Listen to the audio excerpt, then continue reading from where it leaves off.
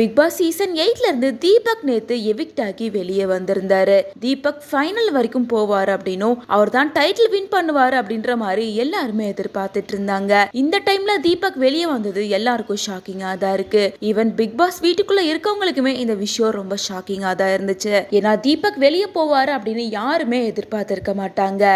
டே 1ல இருந்து வெளியில வர வரைக்கும் ரொம்ப சூப்பரா பொறுமையா அவரோட கேம் விளையாடி இருப்பாரு. இந்த நிலையில இவர் எவிக்ட் ஆகி வெளியே வந்ததுக்கு அப்புறமா ஒரு வீடியோ தான் இருந்தாலும் வெளில வந்ததுக்கு அப்புறமா தொடர்ந்து உங்களோட சப்போர்ட்டை நாங்க கொடுப்போம். இதுக்கு அப்புறமா உங்களுக்கு நிறைய ப்ராஜெக்ட் கிடைக்கும், எல்லாத்துலயும் நீங்க கமிட் ஆவீங்க, எதுக்கும் கவலைப்படாதீங்க அப்படின்ற மாதிரி ஆறுதல் சொல்லிட்டு வராங்க.